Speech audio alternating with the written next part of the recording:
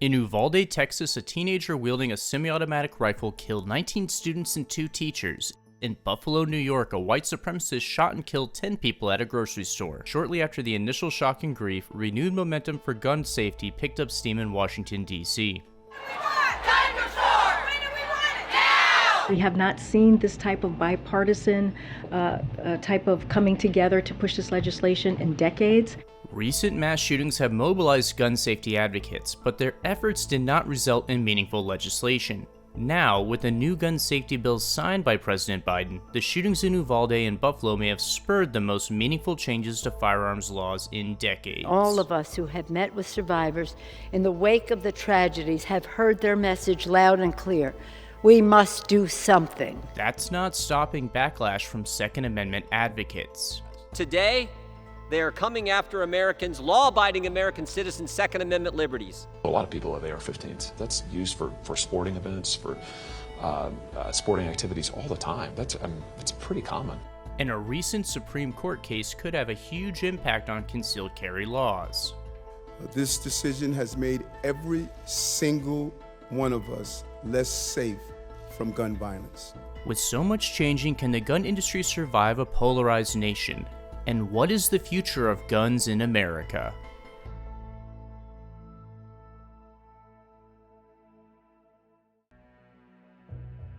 Recent mass shootings in Texas and New York have been carried out by semi-automatic rifles, which means they have a higher rate of fire, and they also can have larger magazines, which allows for more ammunition, which means more people can be killed or wounded in a shorter time span. Semi-automatic weapons and these large magazines, you can kill a lot of people before a quote good guy ever arrives. Not all think that the weapons used are at the root of the problem.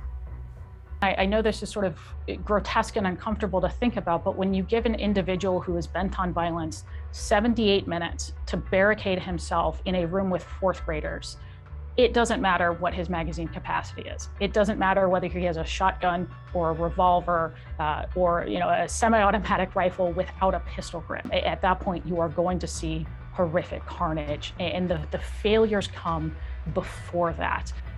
Gun safety proponents hope that by breaking down and fixing certain problems with gun ownership, that some issues can be addressed politically. What do you think is the main cause of the main category of gun deaths in America? It's suicide. And the biggest chunk of the murders, 90% of the murders, it's mostly gang violence in the cities.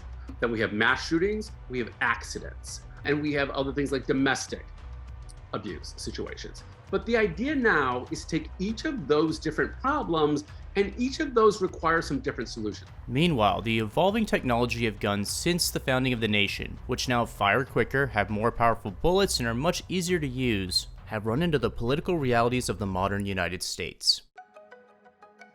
Predominantly, most Republican lawmakers are hesitant to pass new legislation which could be seen as curtailing gun rights. Nationally, there tends to be little movement on major bills because of this. That could be changing with the Safer Communities Act. This bipartisan bill passed in both the Senate and the House, and signed by President Biden, will create tougher background checks for gun buyers who are 21 and under. It will close the so-called boyfriend loophole restricting gun purchases by domestic abusers. It will also fund mental health initiatives, grants to assist red flag laws, and moves to increase school safety. I think for those in the movement who have longed for change, the idea that we could get 10 Republican senators to endorse any kind of package is a big deal, and we should celebrate that. I think that some parts are very promising, other parts perhaps less so. I also think it falls short of both what President Biden was hoping for, but also falls short of what we might, as researchers, say is the best case scenario, which might be closing the private sale background check loophole and perhaps trying to implement a licensing system for purchasers.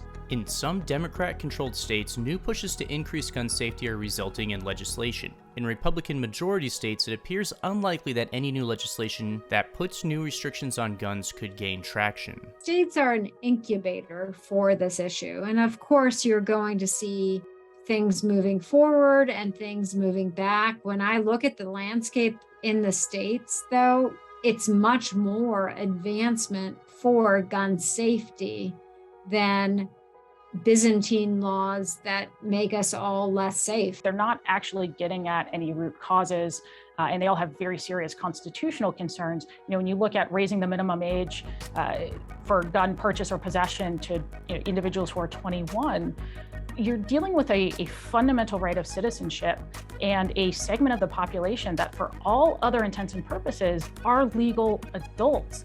18 to 20-year-olds vote. They serve on juries. One final hurdle for national legislation is the Supreme Court. The conservative wing of the court currently holds a 6-3 majority and will for years to come. This also presents a problem for states that try to pass gun control legislation, as these laws can be challenged in court and eventually struck down as unconstitutional.